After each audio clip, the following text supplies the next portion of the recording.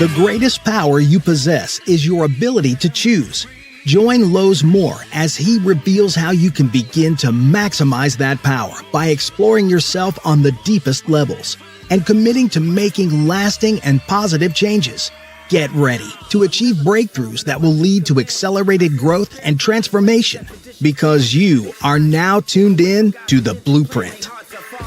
Why they actions contradict the lamb. I'm fellowshipping when I'm with the fam. That's more relations, that's forming a fun.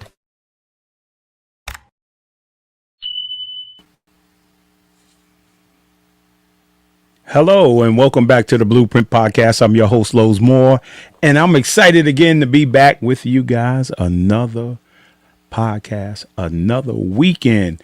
And guess what, you guys?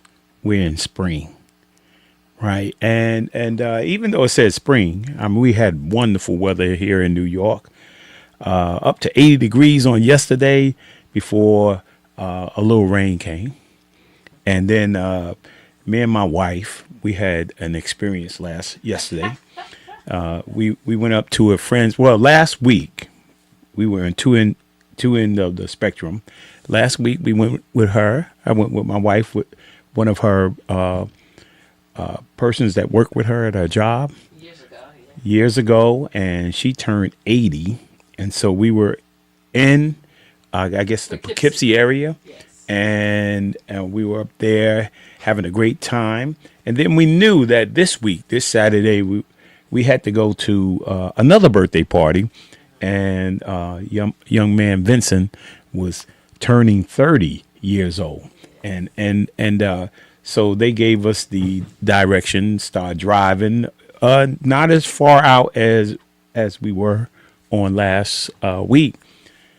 All of a sudden, we got off at this exit, and let me tell you, we went into the Twilight Zone. We went into the Twilight Zone in the daytime. I mean, we were driving, and literally, I'm coming up over a road that I didn't even know what was on the other side of the road, and it was daylight. Oh man, I was bugging out, man.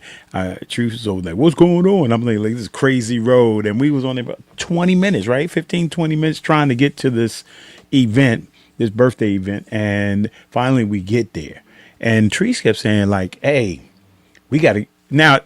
The birthday party's we had to be there at 5, right? And Treese is like, "We got to get out before it's dark," but it's 5 o'clock. Yeah. There's no way in the world we getting out there before it's dark. No. So we go to the birthday party and we come out and it's raining. We had a great time at the birthday party, but it's raining. But we're in the Twilight Zone. Get in the car, and I'm driving like 2 miles an hour because I don't know what's in front of me. I don't know what's on the side of me. There's no lights nowhere.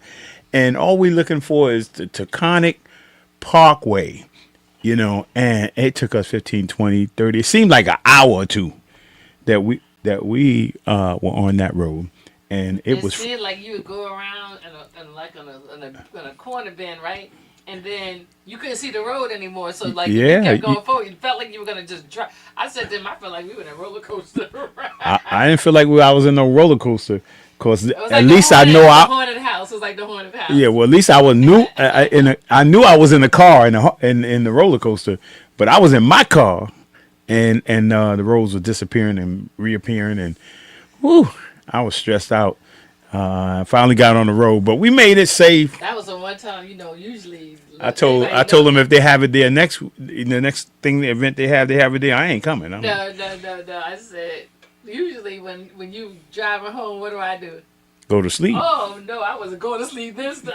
Yeah, she stopped videotaping, like the in case somebody had to find us or something. I had to put that joint on Facebook and say this is where we are. That's the first thing people do today, man. There's an event going on. Somebody's fighting. Somebody's arguing. They don't break up the argument. They don't stop the fight. They take out their phone and start videotaping. Last night we were driving. She takes out her phone. Oh, my God. Take out her phone and start videotaping. But anyway, we made it home safe. And we're back today for the Blueprint Podcast. And it's springtime, right? But many people don't understand when they say spring, it's just a date. Because then there's a process God takes us through. Because we expect when spring hit, everything's just supposed to be good. But no, after you get out of March, right? Then there's April.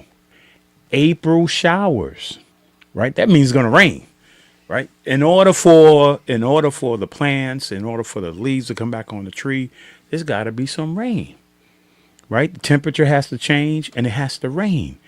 And so the weather will get a little bit better, but it's going to be a little bit rainy, right? And we don't even know, because this year and last year, 2024, into 2025, the weather has been weird, right? And so, hey, all I can say to you is that if God allow you to wake up, right, enjoy your day. that's what I have to say.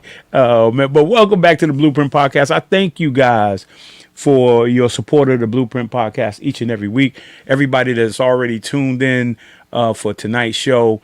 We are in March Madness. There's been some crazy stuff going on, not just on the basketball side, right? The basketball, both male and female, men and women, it's been terrific.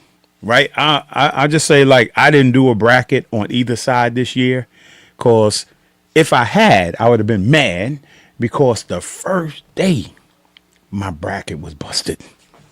Wow, you voted for one of them dudes one of them teams that lost in the beginning? No, I the logical thing is whoever's the top seed playing against the lower seed, you choose the top seed. And some people I would have chose the top seed, and a couple of people got upset, babe, in the first round. Right? So why stress myself out? Right? So anyway, for all y'all that are still in it, good luck. But this, March is not just March Madness for basketball. Let me tell you, it's been a little crazy March Madness. Well, it's been last January, February, March.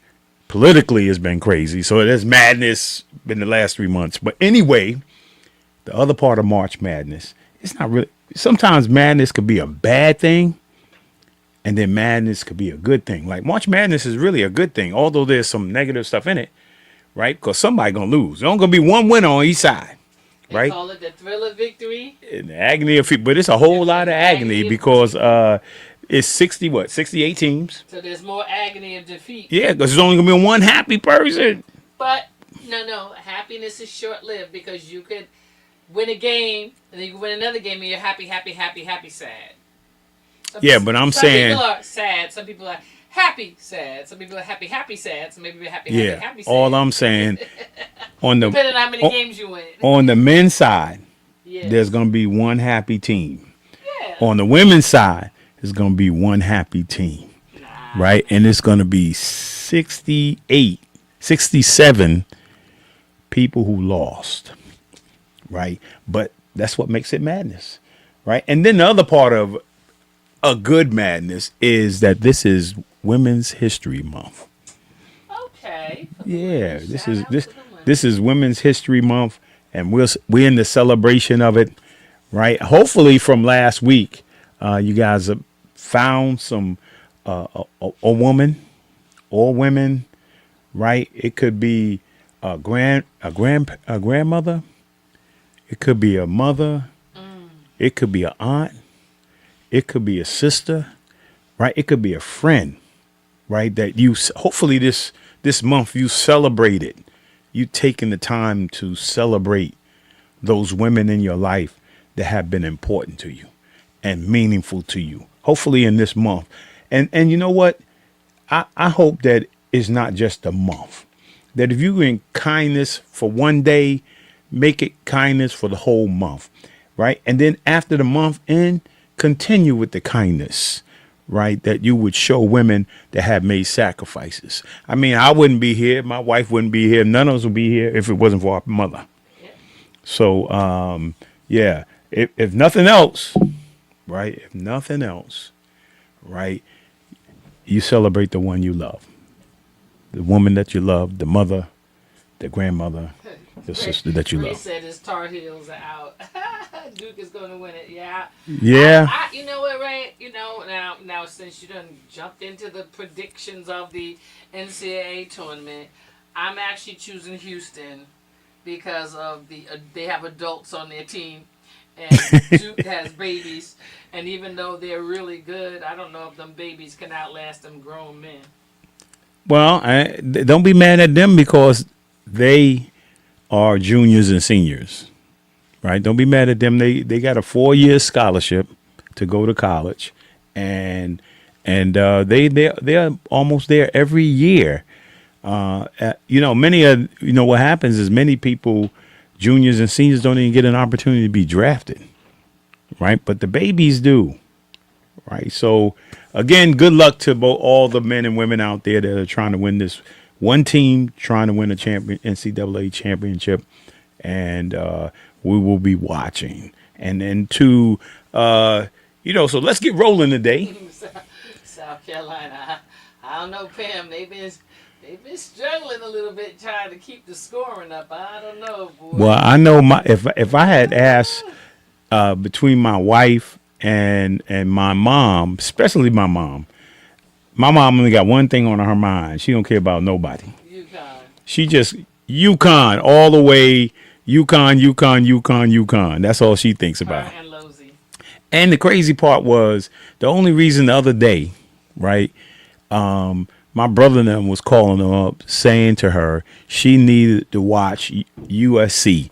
You need to watch Juju, ma. She said, I don't watch no Juju. I'm not watching no Juju. Like that. And the only thing that motivated her to watch was at the end of the game where UConn won, right? And Coach Gino said to the person interviewing him, all right, let's hurry up with this interview because I got to go watch Juju. So my mother was like, Coach is going to watch Juju? I'm going to watch Juju tonight. And they seen Juju because Juju ended up getting hurt. So my mother still didn't see Juju. She said, I seen her for 3 plays, but she was going to watch Juju because Coach Gino said he was going to watch Juju. That don't make no sense. So let's get rolling. I got a wonderful guest for this Women's History Month, and so I need to get to her, and so let's get rolling. I want to start with my I was heartbroken when anybody gets hurt. I don't care who it is. When somebody goes down, man, in their career, and they're playing real hard. I don't care who it is, man. One of the things that you hate the most is to see somebody get injured. Yeah, that's real for me because my senior year, in the conference championships, the conference playoffs, somebody clipped me and tore my ACL, MCL, and I was done for my career. My career ended on an injury. And so at least she's a sophomore. And I think that's exactly what happened to Paige. And who was one of the first people to reach out to her was Paige Beck. Paige, yeah. And I said that, because Paige went down her freshman year, right? Sophomore year. Sophomore year. She went down her sophomore year, too. And she ended up having to go through the pain of the rehab and all that kind of stuff like that. Twice. Yeah, she went down twice. And, but... look at her. She came back. So we're expecting... Scored 40 points yesterday. Yeah, we're expecting nothing but great things from Juju. I mean, speedy recovery. Take your time. Get it right. Don't be in a rush. Don't let nobody rush you. You got talent. Okay. And so let's get rolling. I got my book of the week. Is that she's got the whole world in her hands. Dr. Arvelo Lumpkin. She's going to be with us shortly. All right. That's her book. It says coming soon, but it got to be out. Or it's coming soon and we're going to put it in order. That's right. Either way, Then we're going to read it. We want to check out that book. We're going to read it and we're going to have her come back so that she can break it down for us. Oh, break yeah. it down for us today, but we'll see. All right. And then here's the word of the week. And I want to take a moment. My goodness. Oh, man. Rest. I think when all the stuff and all the madness that we've been going through in 2025, right? There's a natural rest where we get off of work and you know, we go to bed at night and we sleep or we take a nap. That's our natural rest. But then the rest, I'm not talking about that rest. I'm talking about that we have to learn in this day and time with all the things that are going on, right? We got to think about divine rest, right? How do I rest in God, right? How do I trust in God, right? Knowing that he's going to take care of me in spite of what the circumstances look like. You know, it's interesting because in the Message Bible, right, when it says, "Come unto you all that are heavy laden, right, and I'll give you rest," right, but they call it unforced rhythm of grace in the Message Bible, and I love that, right, that your rest should be an unforced rhythm of grace, like give yourself some grace. But our problem is that rest comes sometimes when we get sick. Right? But we should practice rest. It should be just like the beat in a song comes every 3 beats, every 4 beats. Rhythm should come, rest should come like a rhythm in a song. Right. That's so powerful, right? Yeah, that's powerful. And let me say this. You know, we've got to learn how to rest in God. Come on now. Right. And I don't care what's going on in the world, what's going on in America, what's going on politically. Let me say, this is the one reason why you can rest. Right? God's still in control. Yeah. Right? He's still on the throne. Yeah. Right? And only his plans at the end will be successful. Come on. That's good. Right? So that's why I'm not going to live in fear. Right. That's why I'm at rest right now. That's right. Right. That's I'm right. at peace right now. Divine peace and divine rest. Rest is my word. Amen. Of the week. And Karen said, Ann said, "Hi, Karen. Thanks for supporting this podcast." And thank you, Karen, absolutely, and everyone that's joined. Yes, I thank you. Yeah, I want to say thank you to each and everyone who support the Blueprint Podcast each and every week. Right. I'm thankful to Facebook and YouTube. I'm thinking to my man Philip Reed, and the Phoenix National Network allow me to stream on his network, and also Roku and Fire TV Stick. Right, I want to say thank you. If you can't find me on YouTube or Facebook, find me on those 3 streaming areas.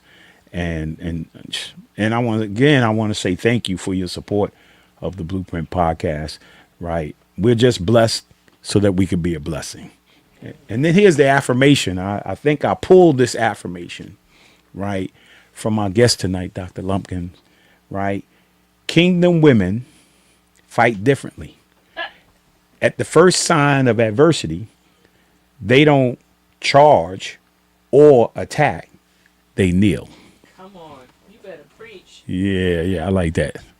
I thought that would be good. Mm-hmm. And then listen. Let me tell you, she gonna have to really pray on me, cause man, it took me a long time to kneel, because that charge and attack, that was who I was. But every now and then, old girl tried to show up, so I need to get these knees working. Come on, Doc, you gonna have to talk to the sister today. Yeah, that's my Pierce Hopper affirmation quote moment. And then here's my music and movie for this week. Man, Diana Ross. I mean, it was crazy. I don't know if you watched the Grammys. You got a chance to see the Grammy. It was a little weird. The Grammy was a little weird. Every year they get a little weirder. But anyway, when Diana Ross walked out on the stage, you could hear a pin drop. Right? It was just something about her presence. Right. And the person who was standing next to her to give her an award, he was speechless. He was like, "This is Diana Ross." Yes. I can't, it's like somebody said about Michael Jordan, they was like, "Man, Michael walk in the room, man." And I'm like his peer. Right. But he walk in the room, he had like an aura. Oh, yeah. You know, like he had something on him, man, like that was different. Yeah, that's when you think of Diana Ross, man, and you can go way, way, way back. I think Dr. Lumpkin put in our chat like mahogany. Oh yeah, you see, that's my movie of the week. Lady sings the blues. Yeah. And that's my movie of the week, Mahogany. Yeah. Diana Ross and Billy D. Williams. Yes, you gonna let my hand fall off? Yeah, I think he said, you know, you can have all the success in the world, but if you don't have nobody to share it with, yeah, come on, right? You just alone. Billy D. and Diana Ross. I think I got some birthday. I got a person of the week. Harriet Tubman, right, is my person of the week. Yeah. And you know, I'm sure you read about Harriet, and the amazing woman she was, and I mean the strength she had. I think there's a new documentary, a new movie coming out about her again. Man. You know, I think we were talking last week, when I was a young girl, my father used to give us those comic books that were all like Black history. So Harriet Tubman was one that, you know, that I read when I was a child. I knew about her, I want to say maybe I was 12, 13, you know, because when everybody else was reading regular comic books, my father was flooding me with Black history comic books. And and I would just sit there and read them. I think they still have them. I think I want to, as our grandkids get a little older, I think I want to do the same thing for them, since nowadays, you know, they, you know, can't really teach them in school. Well, you know. I ain't gonna get deep. Yeah. But Harriet Tubman is my person of the week. Your shout outs. Yeah, happy birthday, Shannon. You know. Yeah, I just seen Shannon a few weeks ago, man. It was great to see her and her mom and Sean. Yeah, it was great to see all them and spend the night out there with them during my men's conference. And it was great. Yeah, it's always great to see family. She's one of those that, in our family, we had a whole bunch of kids born the same year. So it was Michelle, then Shannon, then Portia, then Janissa, then... there was like, I think a whole bunch of them. They just came back to back. We were like, what is happening? They were all girls. Yeah. You know? And then we have... we got Kirsten. Happy birthday, Kirsten. Look how she was. Oh, look how precious she was. Happy birthday, Kirsten. Today is her birthday. Yeah, happy birthday today. And then happy birthday to Pat. Today is Pat's birthday. Yeah. Oh, man, we got a lot of people on today. And I didn't put Pam up there, but today's Pam's birthday. Yeah. Pam's birthday. We said it, happy birthday to Pam in the church today. Gave her a hug. Yeah. Awesome. So I think the last thing you might want to mention is somebody's out in San Diego today finishing up this show, right?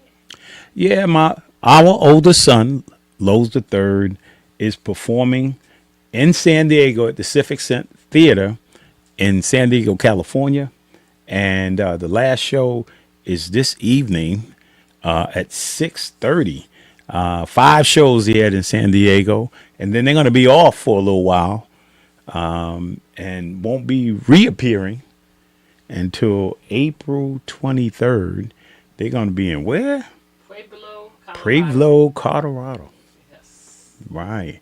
But he's going to get a few weeks off. I'm sure he's going to love that, having a few weeks off. And I mean, let me tell you something, man. If you know, we remember the Temptations. I remember the Temptations because I used to try to do some of their moves back in the day, right?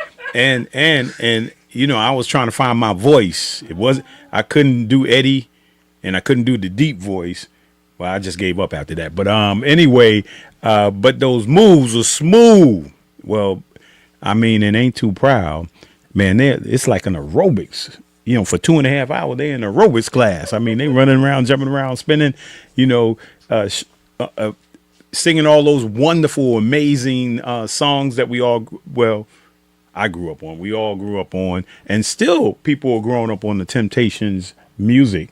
And you know why they put them in commercials? They put them in, they put the backdrop of the songs in commercials today. Oh yeah. So yeah, that's kind of cool, right? That's how powerful it transcends time.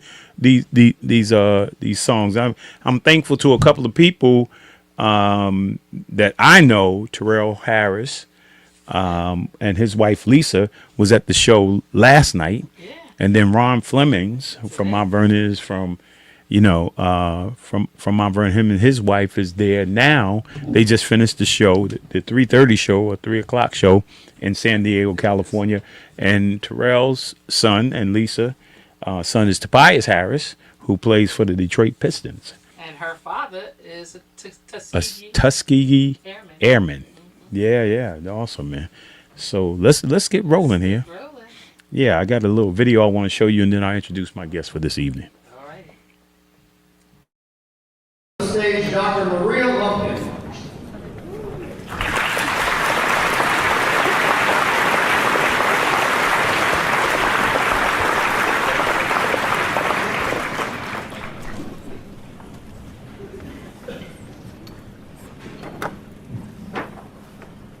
Good afternoon and welcome to St. Augustine's University, the soul of Raleigh, where for over 153 years, we out of a stone of hope became the miracle on Oakwood Avenue.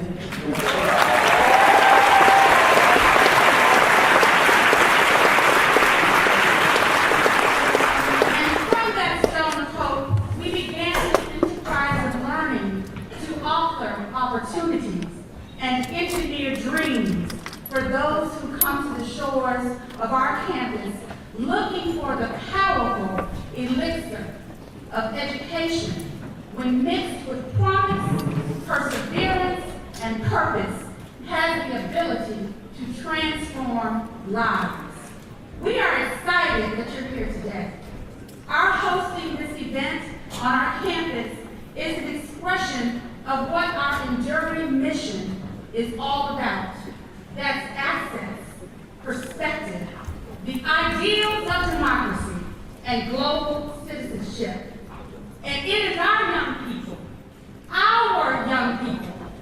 that will be pivotal in deciding who will be the next president of the United States of America.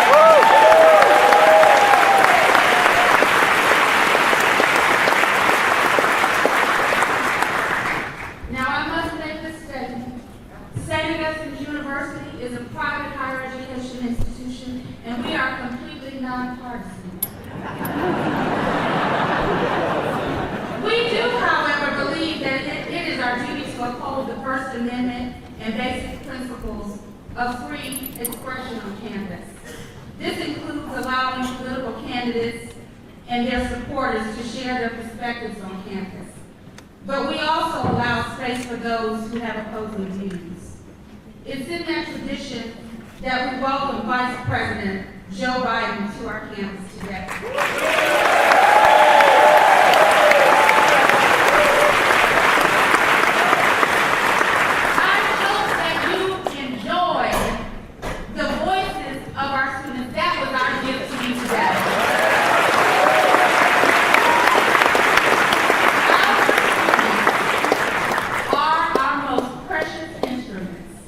Because when they sing, there is a story of promise behind every single voice. It's a how I made it over story. It's a I'm the first in my family story. And it's a it matters who my president is story.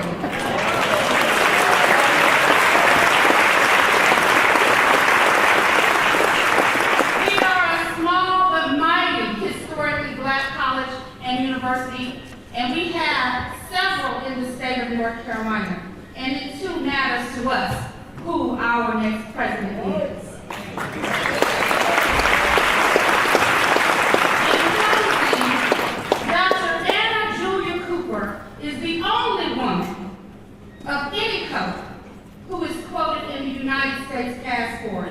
And she said, "The cause of freedom is not the cause of a race or a sect, a party or a class. It is the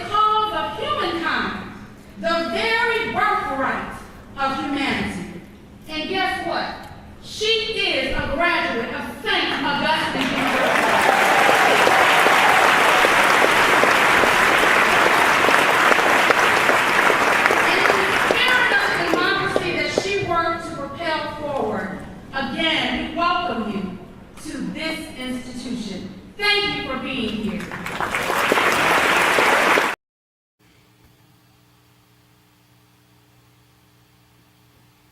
Awesome. Dr. Marie Lumpkin.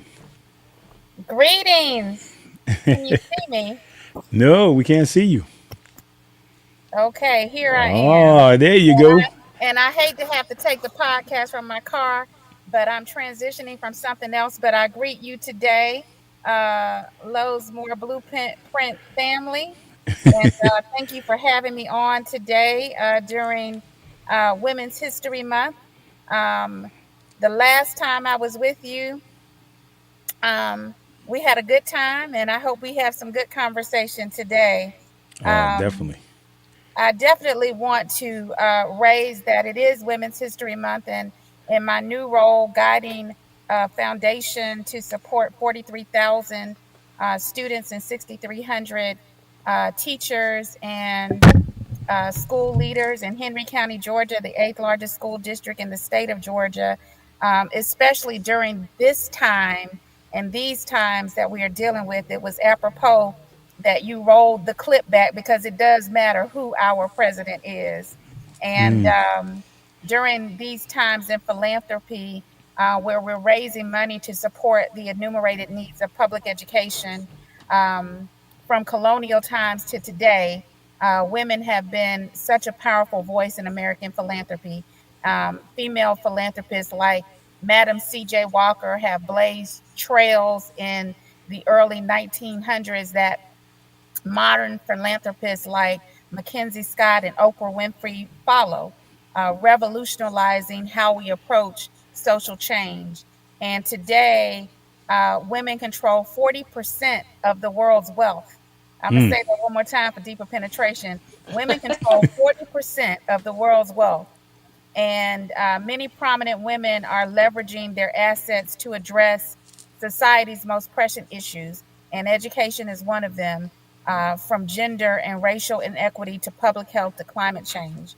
And this month, as we talk about women's history, celebrate women's history, we celebrate the unique ways that female philanthropists are transforming communities, countries, and the world by giving generously of their time, their talent, and their treasure. So thank you to all of the women who help lift our communities up, because at this time, we need that.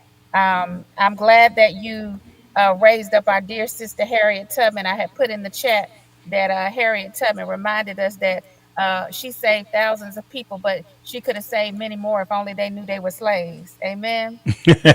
Yeah. And so we appreciate her contributions to this world and to the freedoms that we now have today. And we must be mindful and vigilant to make sure that we keep our freedoms that we have and we expand them, and that we give voice when there are people that threaten our freedoms. No, yeah, you're absolutely correct. And we were sharing last week when we started, the podcast around Women's History Month. And, I was asking my wife and I was asking, I forgot who I had on last week. Kim Matthews. I was like, I didn't remember Kim. But, because sometimes like today, there were a lot of young ladies in the church. It was Youth Sunday, right? I don't know. I was just looking at all the young ladies that were in the church, because there wasn't a whole lot of young men in the church. But just wondering whether it be boys or girls, will they even know to recognize Women's History Month? I don't remember anybody saying in school that they wrote about, write about a powerful woman, celebrate a woman in your life, during the course of this month.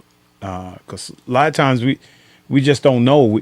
We just don't think it's important, right? Nope. But like I said earlier, my mother was important. My grandmother was important, right? My sisters were important, right? My wife is important. My daughters are. right? And if we don't keep the awareness up, then who will? Right. Right. So, and like you say, when I was thinking about, when you made that statement about 40% of the women, because I know for a fact that women drive. We assume that men drive the sports apparel, sports wear, businesses. No, women drive those. Men don't Right. buy, Right. you know, men don't go out and just buy sneakers and sweatsuits and stuff like. Most of the time, the women are buying sneakers for the men Right. and their sweatsuits and their hats, Right. because we don't spend on sportswear. I mean, we don't go out and spend. We might buy one thing, Yeah. right? But women, when you look at the numbers, you look at the data, women are driving the sports market. And look, from a historical perspective, when we look at women like Nanny of the Maroons, Queen Nefertiti, Madam C.J. Walker, Oprah Winfrey, Kamala Harris, all of them have made remarkable contributions to humanity. Yet their achievements are often so under amplified women due to historical biases, systemic racism, gender discrimination. I mean, when I think about Nanny of the Maroons, she was a legendary leader in Jamaica who led the Maroons in their fight against British colonial forces, securing freedom and autonomy for her people. Queen Nefertiti, not only was she beautiful, but she was a powerful figure in ancient Egypt, known for her role in the religious revolution that promoted worship of Aten, and her influence in political and cultural affairs was too enumerated to name. And then you have Madam C.J. Walker, again, a pioneering entrepreneur and philanthropist that was recognized as the first female self-made millionaire in America, period. She developed such a successful, line of hair care products for women and used her wealth to support various social causes that she was a powerhouse all in herself. And then, we talk about the underrepresentation of their contributions, but again, it can be attributed to historical documentation. History has always been recorded by those in power who overlooked and minimized the roles of women and people of color. The same thing happens when you talk about Lowe's, the black church. The same thing happens in the black church, where we populate the pews, but when it comes to the person who's in the pulpit and giving the message, there's this gender issue that arises. And then we have systemic racism. The achievements of Black individuals have historically been undervalued or even ignored. And the gender bias, women's accomplishments have frequently been overshadowed by those of their male counterparts. So in the great state of South Carolina, where I'm from, Columbia to be exact, where you have the Lady Gamecocks, I'm glad to see now that the bleachers are full of patrons to see women playing basketball, Yeah. and we're doing it. Oh yeah. Ain't no And doubt about you it. got Queen Dawn Staley. I know Juju is down, but you got Queen Dawn Staley, and I know that she understands the game, and I think that she is doing an outstanding job. And the representation, what she represents in terms of her ability to command what she's worth. Yeah, you're right about that. She commanded what she said. Look, look, look, look, look. I'm gonna command what I'm worth. Yeah. Yeah. Right, Patrice? She sure enough. Shit. Listen. That reminds me of one of my Spelman daughters. I had her come back and speak on a panel. This young lady, Spelman College, by the way, in the Atlanta University Center, has one of the most robust world languages departments of any institutions in America. And this young lady speaks fluent Arabic Oof. and writes Arabic. And one of the students asked her, well, how much salary do you get paid? And she said, when you speak and write fluent Arabic, people don't tell you what you get paid. You tell them how much you want. I like that. Okay. So when we think about women and all that they're doing and the contributions that they're making, I mean, it's just so vast. You got Yeah. Jasmine Crockett up there. Jasmine Crockett is the daughter of a preacher. She understands what it means to be a child of God and to use her platform in meaningful and powerful ways. And we ask that God will protect her as she puts herself in political harm's way to protect our freedoms and to be that voice for our community and for marginalized people all over this country, because we need that now more than Yes. ever. We thank God for the Sheila Jackson Lees of the world who offered themselves in public service for years. God rest her soul. And Mm. all of the, women, our sister Kamala Harris, who should be the president of the United States if we're talking about credentials and abilities and capabilities. But people just could not imagine a Black woman Mm. ascending to that level. And so here we are. Well, yeah. I mean, there's gonna be a day. There's gonna be a day. We're just waiting for it. Uh, and also my wife's mom is a graduate of Spelman. Yes, she is. Hey, She's a Spelman girl, Spelman in Columbia. Yeah. all right. Yeah. So as soon as you mentioned Spelman, I said, oh, And our son-in-law, his sisters are, one sister just graduated like a year and a half ago, and the other one should be graduating either this year or next year. yeah. Awesome. So we got some Spelman representation there. That's And good. and then we met. I guess your cousin Hugo. Yes. Yeah. When My, last year. and my fabulous cousin Leslie, Dr. Yes. Leslie King now. Yeah, Yes. she's a doctor, and Yes. we were doing I think last year we were doing the 29 days, the love challenge, Yes. and you came on for about I was doing the little lunch break, Yes. yeah, and now we got love 365. All right. I love it. And so when I was thinking about Women's History Month, I was like, oh man, I got to get Dr. Lumpkin. And right away you were like, yeah, let's do this. I was like, I okay, have that's fun up. with y'all. I love this podcast. Oh man, so Listen, talk.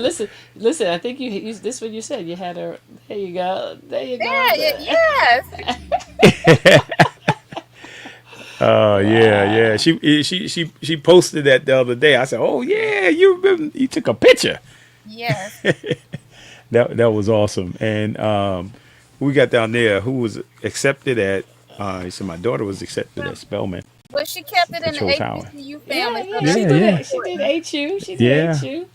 Yeah, my niece graduated from Howard. She played basketball there and graduated from HU? Howard. Yeah, a few years ago. Yeah. That's our daughter was coaching there for a while. Yeah, my daughter Sherelle coached at Howard for about 3 years. Okay. Yeah. So it runs in the family. I guess it does. And then you got your son, off-Broadway production of Ain't Too Proud to Bet. That is such a great production. I've seen it 3 times in 3 different places. So what a Yeah, wonderful production. he was in Columbia. He was in Georgia too this year. No, he hasn't gotten to Georgia yet. He didn't get to Georgia yet. Oh wait, yes, he did. He was in Macon. He was in Macon. He was in Macon, Georgia. Oh, okay. That's not too far from where we live in And McDonough, he's Georgia. gonna be. And he's gonna be in Atlanta. in June. In June. Yes. So, yes, we will see him in Atlanta. Are you all coming to Atlanta? No, but we're gonna hit Charlotte. Okay. Yeah. He's gonna. Well, He's if you're gonna. ever in Atlanta, let me host you. Oh, Okay. okay. Our son and daughter-in-law live in. Well, he works at Emory University Hospital as an RN. Oh, Our okay. other, our God, he's really he's our biologically he's our godson. He's our Uh-huh. godson, but his parents passed away when he was little, so he's ours. He's official. He's legit, Yep, Amen. and we got grandkids. and he's got two children. So Yeah, Oh, yeah, it's awesome. wow. So, Awesome. talk to us a little bit about well, before Dr. Lumpkin, Yes. Maria Lumpkin. We Yes. talk about mom and dad and siblings growing up. Talk about growing up a little bit. Talk about their importance and impact on you in regards to family, faith, and education. So I am from a dual heritage family. Um, my father's family is from Santurce, Puerto Rico. He grew up in Spanish Harlem. Okay. And he joined the Air Force and was stationed at Shaw Air Force Base in Sumter, South Carolina. Sumter. Oh Yes. yeah. And my mother was a college student at Morris College in Sumter, South Carolina. They met at a party, and Uh-oh. about 6 months later, they got married. okay. Only took My 6 months, huh? Yeah, yeah. And my mother and father, um, uh, their union came with Who's that? three. Who's that with the cheerleading outfit on That's there? not me. That's That's not not you. me. No, That's not. wrong sister. Uh, but my mother had my mother was an educator. She was a teacher. When she graduated from Morris College, she became a teacher. My father was a public health administrator for the Department of Health and Environmental Control. We grew up in a very culturally diverse area, um, um, and my parents um, always instilled in us the ethics and the values of service to humanity, equity, treating people with respect. We loved in our household music and food and other aspects of our cultural identity.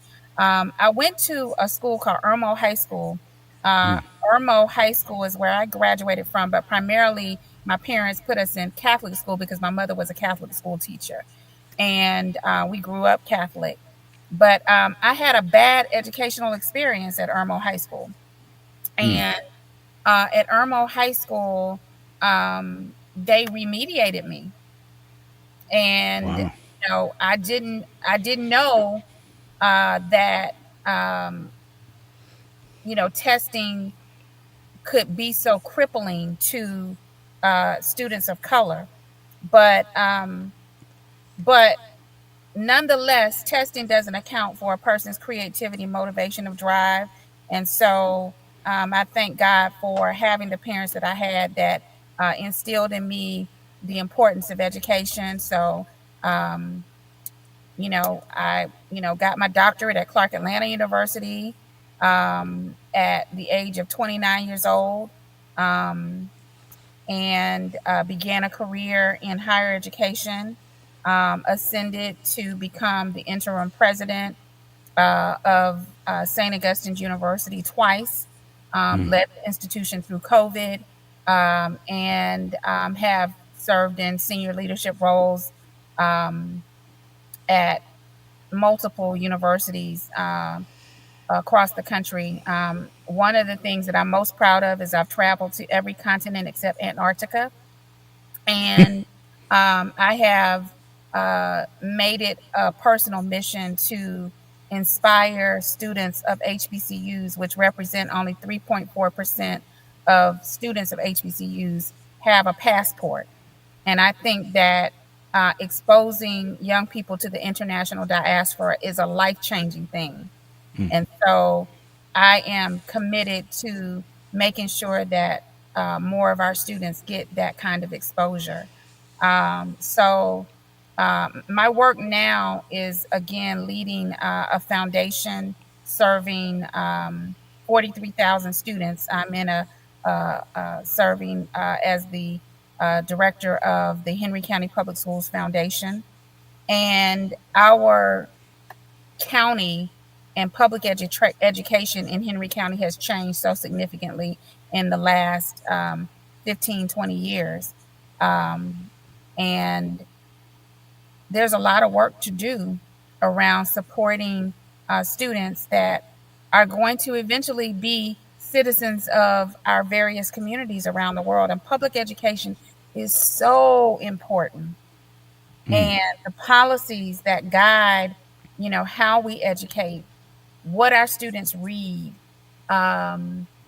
what we impart on them during their formative years is critically important. Having the requisite resources for things like athletics programs, band, STEM activities, and initiatives that help to inspire workforce needs of the future is important. And if you're not talking about AI, you ain't talking about nothing. Because AI isn't coming, it's here. It sure is. It's here. And making sure that our students have the resources and the access to additional education is critically important. Regardless of how you arrive at your educational institution, every student that comes into your educational institution should have an opportunity to realize their fullest potential. And we do that when we provide a good education that is well-rounded and grounded in caring professionals that help our students become who we know that they can become. Yeah, I got a few questions in regards to education, and sometimes, again, people. I'm assuming this is an assumption that I assume that most people who are want to become teachers, want to become educators. Hopefully, they become educators because they ultimately love what they're doing and they want to impact young people. Sometimes it seems to me that it's just a job more than it is the mission, the purpose of education, educating young people. Right. And what's your thoughts, around people who now who get in education for the purpose of getting paid or having long vacations or whatever it is, and not there necessarily to help what you just finished talking about is to educate our young people. Well, let me just say this. People choose to become educators for a variety of reasons. Often it's driven by a combination of personal passion and a desire to make a positive impact and practical considerations. The public education system is one of the only education systems where the pay scale is not based on how good a teacher you are, but it's based on your level of education and your years of service. Okay. And the problem with educators is that there's so much burnout. I'm running a campaign now called the Stuff the Bus campaign, where I am raising teacher supplies so that teachers don't have the burden of spending on average $500 out of their pockets annually to curate their classrooms and their learning environments. When you have a passion for teaching, like my mother, many educators genuinely love teaching and sharing knowledge. They find joy in helping children to learn and to grow. They want to make a difference. Educators often want to make a meaningful impact on their students' lives because they believe in the power of education to transform individuals and communities. There's lifelong learning. Teaching allows educators to continue learning and stay engaged with their subject matters. They enjoy the intellectual stimulation and the opportunity to explore new ideas with young people. They enjoy inspiring future generations. They inspire community involvement and parental involvement when they feel a strong sense of connection to the work that they do. And then there's a personal fulfillment. It's an intrinsic reward. People don't teach to make a lot of money because there isn't a lot of money to make in teaching. Teaching can be deeply fulfilling on a personal level, and many educators find a sense of purpose and satisfaction when they teach. But the challenge with having teachers that teach because they think it's a job as opposed to a vocation is that it harms children. But the problem with our education system is that we'll pay a basketball player millions of dollars to throw a basketball in a hoop, but we won't pay teachers a livable wage. $50,000 is not enough for a first-year teacher in Metro Atlanta when rent is $2,000 for a one-bedroom apartment. And traffic is bad, and to teach in a metropolitan area where the salary is a little bit higher, but you got to live all the way in Jackson, Georgia to get a reasonable apartment and drive an hour and a half. That's not really how that should go. Yeah, I'm in agreement with you there. I'm thinking like, who lays the foundation in terms of besides parents, right? Is our teachers. Parents are the first teachers, right? But I think that when you entrust a school, a teacher, a principal with your child, then they lay the foundation. What I'm learning as I've transitioned in from higher education into the K-12 system is that principals are the leverage makers of the schools. If you have good principals that have good leadership qualities and they inspire good teaching and learning, that changes the entire dynamic of the school, from a failing school to Joe Clark. Yes, and actually my father-in-law was an assistant principal and knew Joe Clark. Yeah, they were very close. They're very close. What's his name that ran the school? I can't think of her name. Her name is escaping me now, but she decided to run her own school. I cannot think of the sister's name. She's in New York City. In the Yes. city. Yes. Hazel, oh God, was it Hazel? I'm gonna think of it. I know exactly because she came to our church. Her daughter came. But that's the kind of dynamic of school leaders that you need to inspire teaching and learning. Because teaching and learning is a gateway. It's a foundation. Teaching and learning can take a child in abject poverty and put him or her in a situation where they're a neuroscientist, a surgeon, a professor, or even the president of the United States. Yeah. I mean, good teaching and learning is transformative. It is an elixir that can just do anything and take a person anywhere.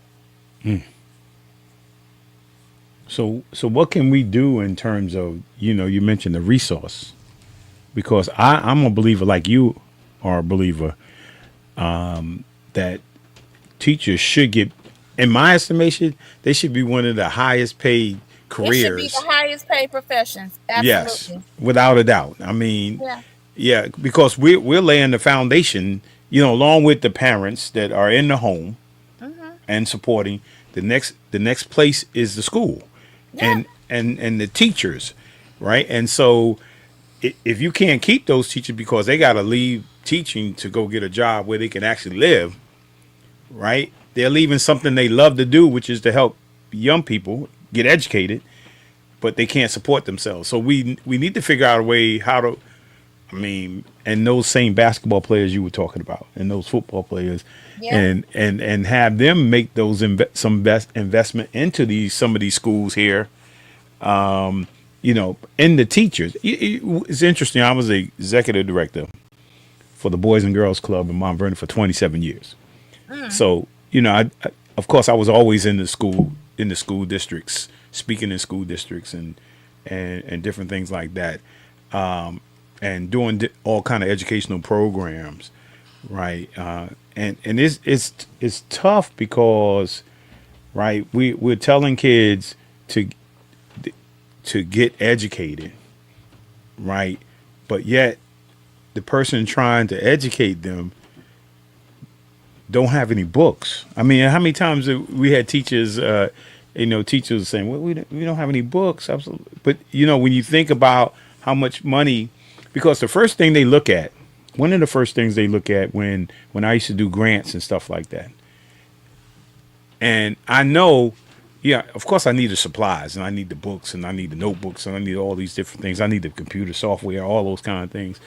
But I also need the resources to be able to pay somebody to tutor a kid after school, right, or to help the kid with their math. But they don't want to give me resources to pay a qualified person to help those kids. Well, that's why philanthropy is so important. And I led in with that. Philanthropy is critically important to undergird these school systems because the majority of our students are in public education systems, which means that we're relying on the public to support their educational journeys in K-12 and beyond. And in public education, there is not a lot of money being spent on students. And do you know that the number one need for children in public education, do you know what it is? It's food. Right now in Henry County, Georgia, we have a 34,000 unpaid school lunch bill among 53. And I hope someone is out there listening, and I'm going to have a check tomorrow in Henry County, Georgia for the Henry County Public Schools Foundation. Go to foundations.henry.k12.ga.us.org to go to our website. But food, you can't learn if you're hungry. You can't learn if you don't have the right resources, basic things that children need to have. The ability to read, write, and compute efficiency matters if you got a backpack, a pencil, a calculator. And now an iPhone is one of the biggest educational tools that you'll ever want to have. You can't properly educate children when they're coming from circumstances where every 3 months they got to move from here to there because there's no stability in their home life. So the foundation that I run, if you have a need, if we can meet it, if we can, send you to our learning support, family support center, and there's something that you need, we want to be able to address that need so that we can eradicate those kinds of needs and impediments to students having the ability to truly be educated and to have the things that they need. And the same goes for teachers. Like I said, we're running the Stuff the Bus campaign because we got 600 new teachers that are coming into Henry County. Wow. And if the tenure of a teacher is not good, that's a problem for the county. We don't have enough teachers that are willing to offer themselves to the profession of teaching because teachers do not get paid enough. And not only do they not get paid enough, but there's not enough support. There are policies also that restrict teachers from doing the things that they need to do to really educate our young people. And we have to really, really, really think about, think about those things. It's not Mother Hell, Patrice. Okay. It's another lady. Okay. It's another lady, but she ran a school.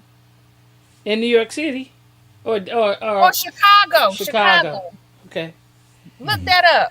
Okay. Yeah. I mean, what do we do? I mean, well, I don't know. It's almost like, question. I guess your question for you is what do we do? in terms of, I mean, is it a campaign that where we get? Marva Collins. Marva Collins. I Okay. remember that it was Martinelli it was University a graduate. story. It was a story on It's a Marvel Marva Collins. Collins story. Exactly. Yes, Yeah. and So what that you said, what do we do? yeah. What I We mean, got to get more people that are making education a priority for our communities, particularly marginalized communities. We need more people to, money is not the only answer. It's time and talent that we need as well. Yes, we need tender, but we need time and talent of people that have the acumen to support the enterprise of public education. And we need people to be vocal about that. I just went to a conference in Knoxville, Tennessee, and the conference bag, it said, I love public schools. Well, how many people love public schools that they're willing to give resources to public schools, that they're willing to make sure that every child has the requisite technology so that we don't have technology apartheid in marginalized communities. If you love public education, then I need all the school buses in Henry County, Georgia. I need all of them filled with school supplies so that these 600 new teachers and paraprofessionals will have what they need to curate their classrooms. I need Apple computers, Mackenzie Scott, and all of these people that have an abundance of resources. We need help. We need help. We got teachers that have food, housing, and transportation insecurities. I need somebody that's willing to fix cars for teachers for free so they can get to class. Okay. I need people that are willing to say, you know what? We got a vacant apartment. I'm gonna let one of these teachers stay in this apartment for 6 months for free. We do it for people that are in security. Why can't we do it for a teacher? Go ahead and take $1,000 off of that rent or give a special rate to teachers. I'm That's with you what I need. 100%. Yeah, yeah. If you can't give money, give resources. If you can't give resources, give money. If you can't give money, give your time, give your connections. Go in your sphere of influence and tell them to donate to Henry County Public Schools Foundation. What was that? They you gave a website. Yes, foundation.henry.k12.ga.us. Do that one more time. It's foundation. Foundation Mm-hmm. Go ahead. dot henry Mm-hmm. dot k12.us. I'm gonna drop it in the chat. And right in the top right corner, it says make a donation. Yeah. I mean, if I could just get people all around here to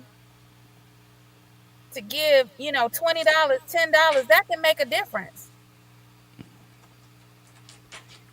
That can make a difference. What's your thoughts on the importance of how we deal with illiteracy and reading comprehension among our students today? Reading, writing, and computing efficiently are essential skills, regardless of what AI can do. Those fundamental skills are important. And literacy, I'm not just talking about reading literacy, writing literacy, but also financial literacy. Communities that have credit scores of 500 as opposed to credit scores of 700 have all of the problems that beset communities that are not thriving. We got to make sure that our young people understand financial literacy. We got to make sure that they're reading at an early age. I learned something about Dolly Parton, and I love her for this. Happy Women's History Month, Dolly Parton. If y'all don't know about Dolly Parton is a powerhouse humanitarian. She's a powerhouse humanitarian who has quietly given over, every year she gives over 300 million books. She don't care from what background. She just wants children to read. Why? Because her daddy didn't know how to read. I learned she has a thing called the Imagination Library. I think I'm saying the right thing. Patrice, you might need to fact check me on that. But Dolly Parton has an initiative, and I learned about this just this week. But that lady gives 300 million books out for free every single year because she understood the assignment. My daddy couldn't read, but I'm going to use my platform as a powerful star. And she is well respected by diverse communities and audiences. That lady has used her platform in a wise way because literacy is the conversion of being literate is dollars and cents. The conversion of being able to read, write, and compute efficiently, being a second generation college graduate, a first generation college graduate, means something. Yeah, it does. It's important. And that financial literacy piece, we got to get people, we got to stop being conspicuous consumers, and we got to get people to save money more. We got to. Yeah. We got to stop getting, I mean, I love Louis and Gucci and all of that, but you know what? I love being a legacy sustainer more. Yeah. I love having a secure future. Doc, I need you to kind of give me the website again for the foundation, because as I looked it up, I wasn't able to link into it, and that means I obviously put something in there wrong. So, Okay. so what was it? Here you go. I Go just ahead. put it in the chat. Did you see it? You got it? Hold on. Okay, good. Oh, perfect. Okay. Yeah, I missed the GA. That's the part that I didn't have. The GA, K-12. Get there. Go ahead and put them dollars in there, y'all. We gotta get these teachers right. We got this Stuff the Bus campaign coming up. This thing is serious. And it was what, stuff the bus with Stuff the supplies. Bus. The goal is to stuff the bus with teacher supplies on June 21st.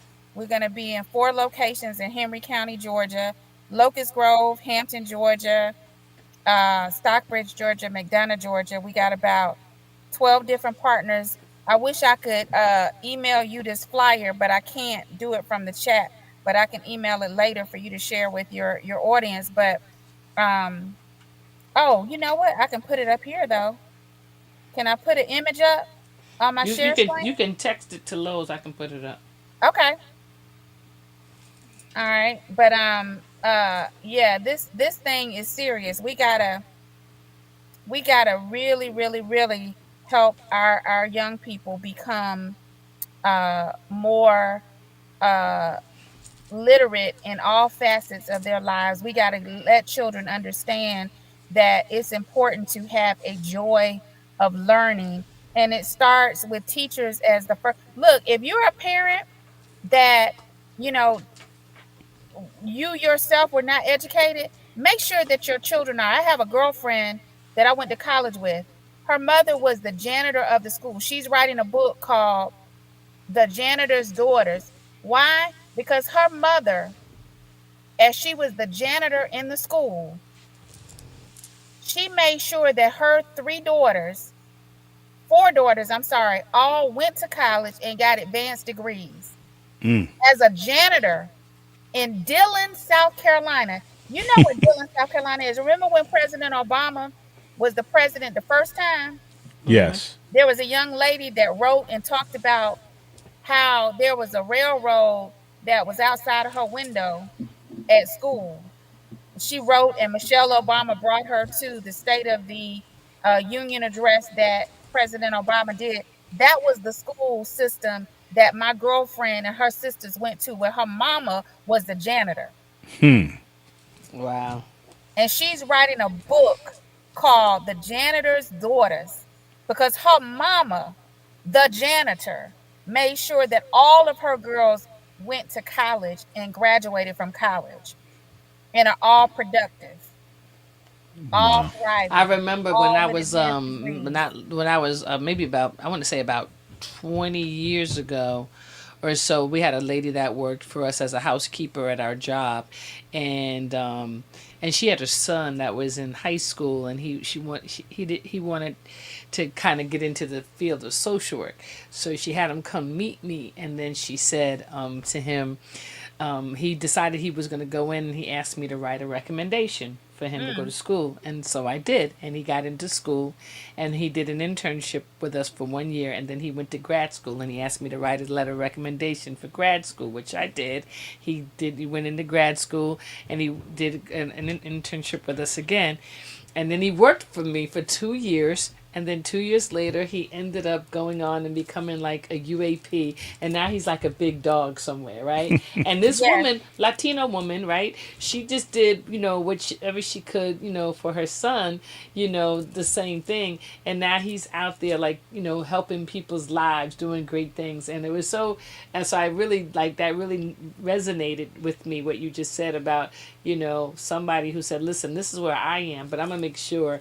And most parents, they want their children to have better lives. If you really absolutely. legit, you want your children to attain, better than when That's right. yeah, that's what you want. And when I went to school and I was ranked, this number, then my daughter was ranked higher than me, and I was the president of the National Honor Society. She was president of the whole school, right? And so it's like, it's like you really, you want them to Each you want round them goes to higher better. and higher. Yeah. Yeah, yeah. And in the case of my girlfriend, her mother used to go to the principal. She would see a flyer. She tells these stories about how her mother would see a flyer on the wall, and she say, "My girls need to be in this. How did they get in this?"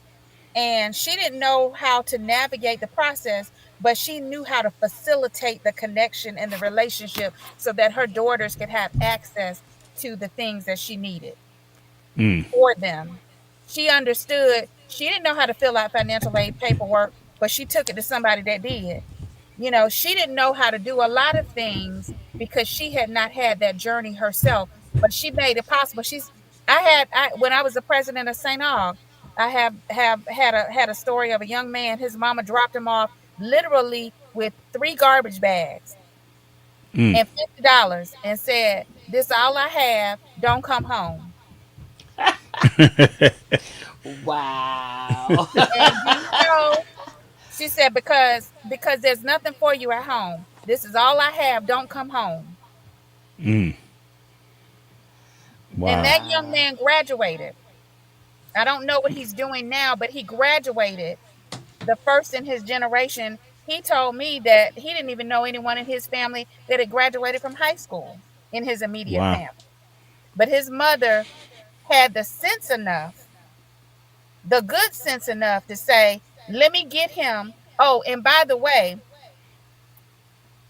he got to St. Aug was she had a friend of a friend that she gave some gas money to.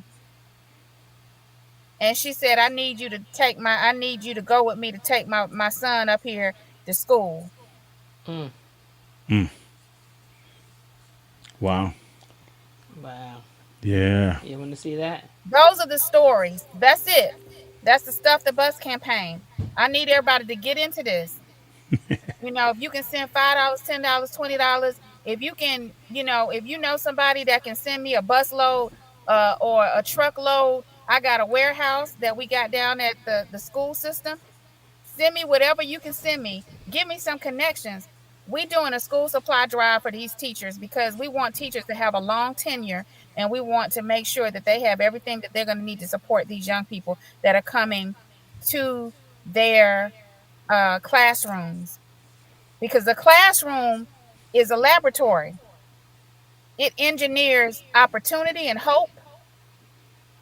It is a place where dreams are facilitated. It is a place where you truly can realize your greatest potential. I can remember my favorite teacher. Her name was Rosalind Parker.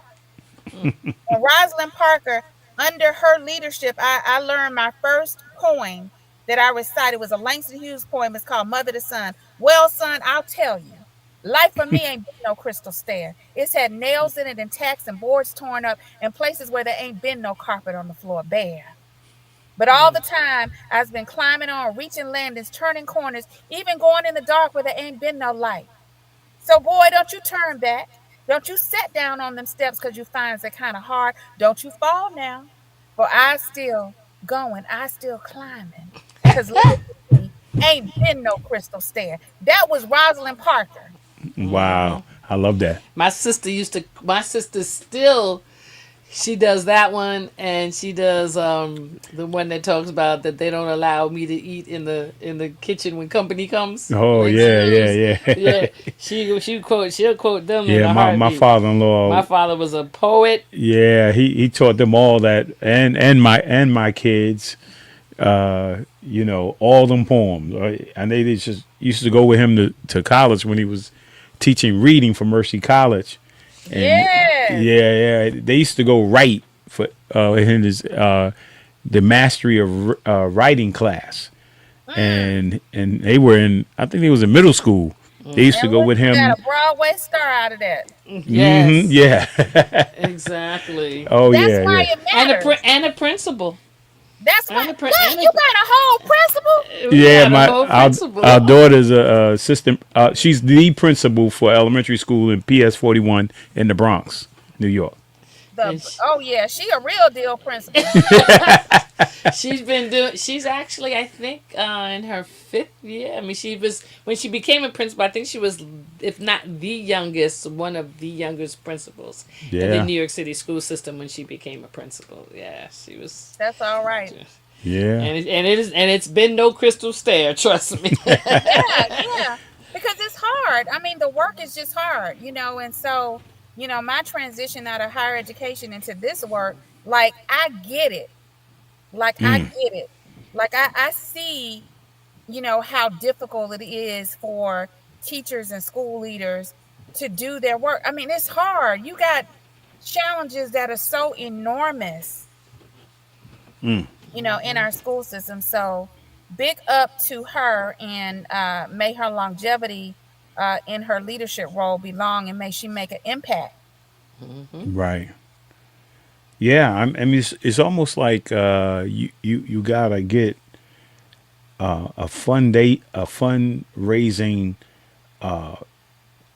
department in your school. And that's what I do.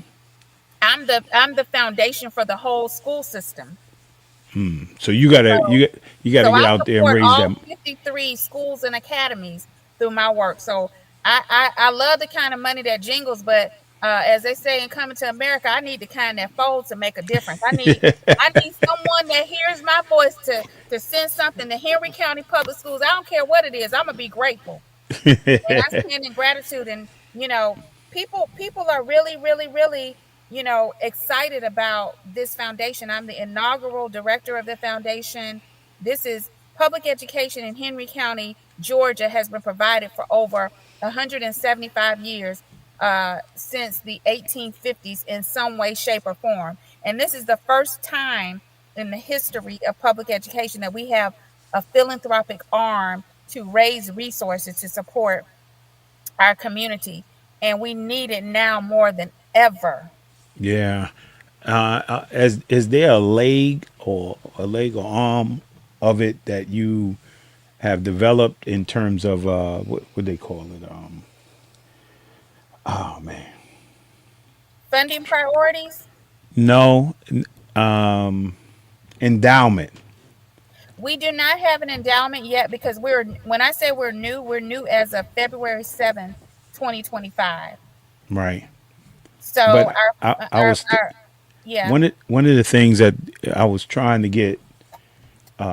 We eventually at the Boys and Girls Club we eventually got an endowment, and that helped to assist, with a percentage of our budget from year to year. But one of the things I always was trying to charge my board with was that every dollar raised 10% went into the foundation and into the endowment. right? And let that 10% grow, because the endowment is the key. When I guess you know this, when colleges, the success of colleges is in the endowment, Right. Exactly. right? And long after people are gone, look, Harvard is educating people. They can literally, from the next 100 years, Yeah.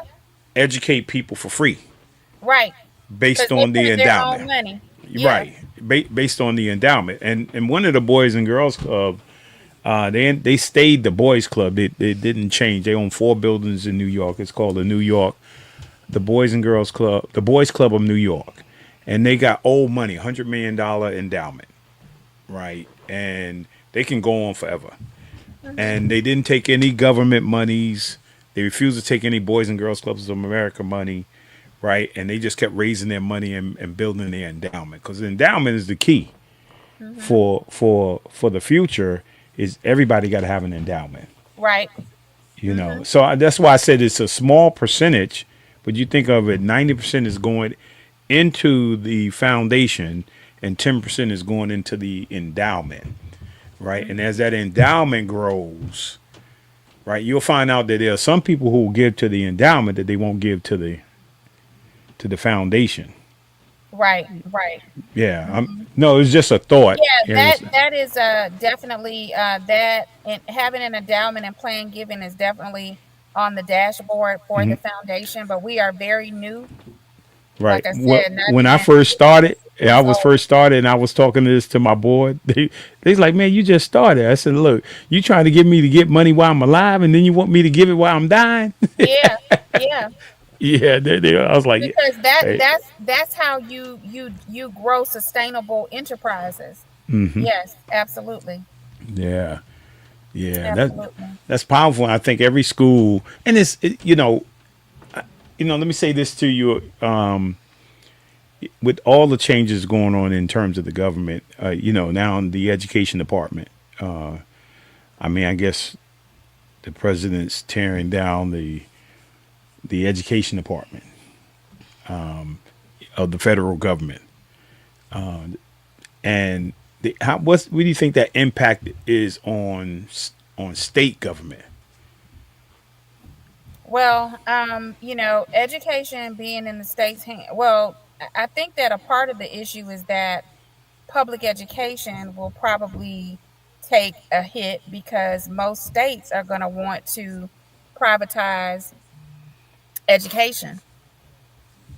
And so you're going to see more school vouchers and things like that. And so what happens then is the people that need a good education the most are not going to have access to it if you got to pay. Yeah. Yeah, well, that's exactly the And direction so we're and going. so the problem with that, just like, the easy to educate doesn't matter. That's why I always champion HBCUs, because HBCUs are truly diamond miners. We do the diamonds in the rough kind of thing. Anybody can go to Duke, Harvard, Yale, Princeton, and do well, because to get in there, you got to have some type of academic requisite that the probability of you doing well exists. At HBCUs, some of our nation's HBCUs, I'm not talking about highly selective HBCUs, because we have all different kinds of HBCUs that exist for different purposes. But the difference between an HBCU and a predominantly white, highly selective institution is that we can take at an HBCU a person with a heartbeat and turn them into an astrophysicist, because that's what we specialize in. Right. Yeah. You can't do that at a Harvard, and you don't have that. So yes, your retention rate is going to be higher. And Right. people are talking about, well, Some of these HBCUs don't need to exist. Every last one of them need to exist. I agree with you there. Yeah. Every last one of them need to exist, from Barber Scotia to Morris Brown College to St. Augustine's University to Shaw University to Elizabeth City State. Every last one of them need to exist because we exist to be the Ellis Island of opportunity for young people to become educated and to get access where they're otherwise denied. And so the implications of not having a United States Department of Education, that impacts us particularly because you can't go to college without financial aid. Does anybody have a money tree they shake it and money just fall off? No. You know, the reason why I was so passionate about being able to go to the White House a few months ago in December was because I wanted to thank President Joe Biden, because I had a whole lot of student loans, and Joe Biden, through the student loan forgiveness program, allowed me to be student loan debt free. That was my reparations. Do you understand me? Yes, sir. Yes, Because ma'am. I had 6-figure student loan debt. Wow. And I was a whole college president and had 6-figure student loan debt. 6-figure job and all, but who has the ability to pay for a house, a car, stuff that your family needs, and all kinds of other stuff with that kind of looming debt? And President Biden understood that student loan debt should not cripple you in that way, because the very thing that should liberate you, which is education, should not enslave you. Wow. Yeah, That was a gift to me. That was the gift that keeps on. That was a gift that my grandmother, Fannie Mae Goodwin, who was the first person in our family to own her own home, that was a prayer that she prayed for me. That was a prayer that my abuelita and abuelito, who my grandmother never drove a car, she never had a license, but she made sure all 4 of her children went to college from the barrios of New York. Wow. So that was my reparations. That's what makes me a part of the talented 10th that is a part of our community. I'm grateful for that gift. That's awesome. Yeah. Dr. Lumpkin, man, this has been good. Treese, any thoughts? Man, the only thing the only thing we didn't really touch on, and I really wanted to hear a little bit about, was that book. Oh, You talking about that book? You didn't even break the book down for us, please. Yes, so she's got the whole world in her hands. Is my book, and I'll have to make sure that you all get a copy of it. And I haven't. It has launched, but I had to do some restructuring of my launch. But I'll make sure that I stay connected with you all on that. But it's really about the under amplification of women. It is a devotional book that has stories of women that we've heard of and women that we haven't heard of. My mama has a story in that book. Fannie Mae Goodwin, my grandmother, has a story in that book. My sister, Kalinda Arvelo Jefferson, has a story in that book about how she went back to college after being out of college for 20 years, finished her degree, and was the valedictorian of her class. Wow.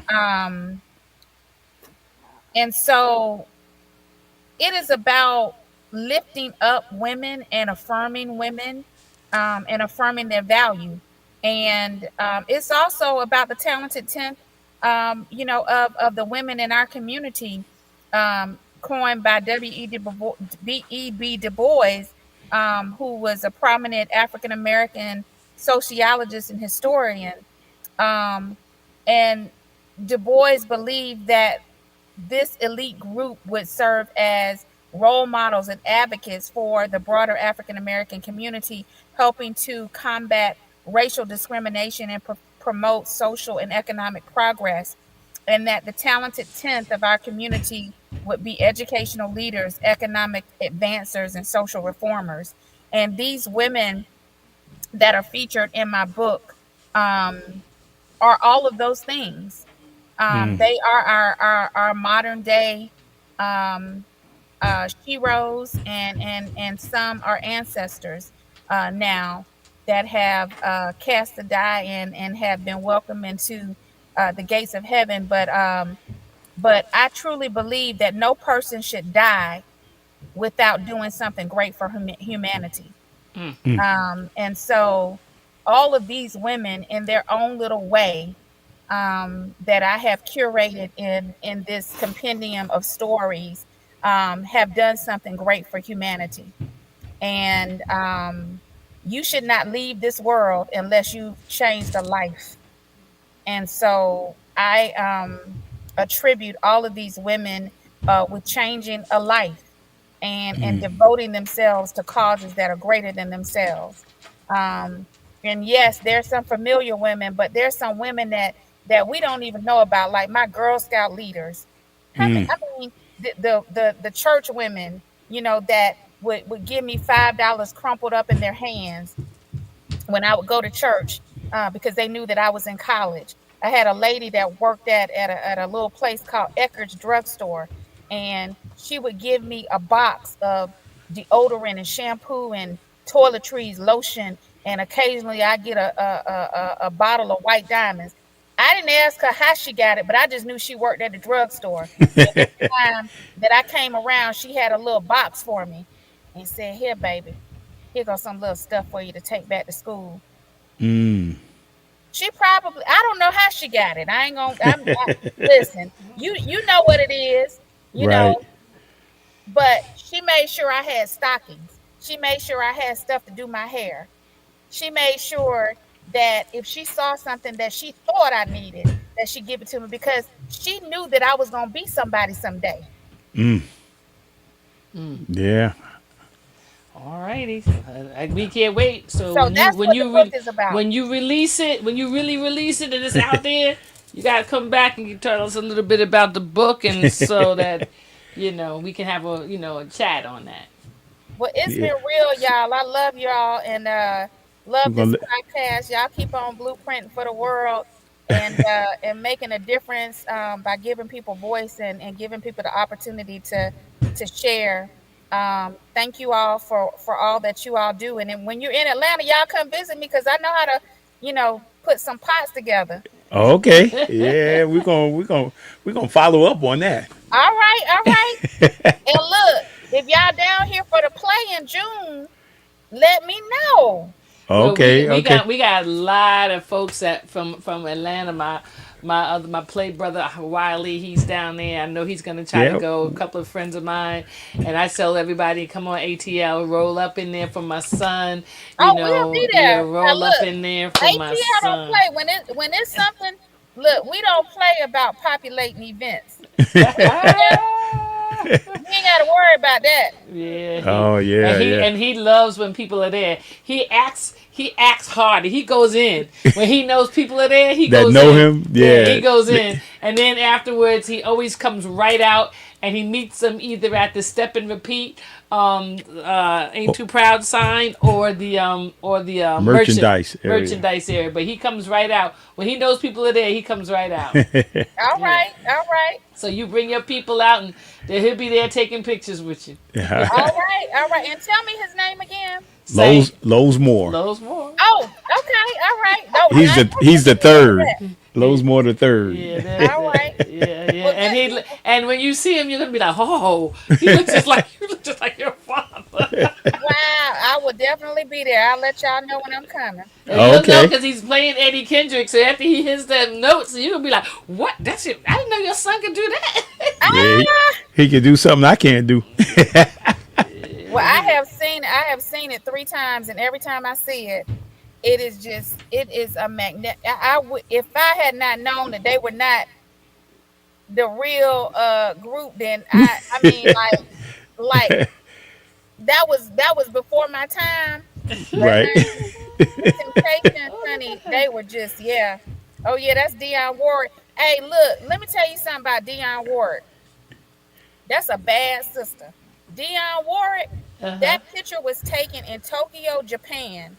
That lady found us in the audience when we said we were from the United States of America. She invited us back to her room, her green room, and honey served us Moet. That's a class act. And listen, that lady is bad. Okay? She got it going on. Yeah, I think you had it. Yeah, Kamala. You my president, girl. And my forward. Yeah, I think she had a picture with Al Sharpton up there too, I think. Oh yeah. Brother Al, yep. Yep, Brother Al is together now. Yeah. Yep, that was when I was the president over there. St. Al, yep. Yep. All right, good people. All right. Y'all have a good. All right, get back on the road now. All right. Thank you. All right. Take it easy. You went from daylight to nightlight. I know. And I apologize for running a little bit late today, but I had to. I was running perfect. from event to event. You know, when you got a service heart, you just do what you called to do. That's right. Oh yeah, right. definitely. All right. Thank you, Dr. Lumpkin. God right. bless. Good God night. bless. Bye-bye. All right, bye-bye. Well, we're finished for this evening. We want to thank Dr. Lumpkin for taking the time out of her busy schedule, right? Hey, if you have, the capacity, and of course, we always have the heart, but if you have the capacity to help her out, to sow into her and her foundation, our teachers need everywhere. They need supplies to be able to give to the kids. Hey, help her out as well. We want to thank you tonight for your support. We talked a lot about education. We had a few pictures up there, about the importance of education. Education is extremely important. It can make you dependent or it can make you independent, right? And we're looking for freedom and we're looking for independency.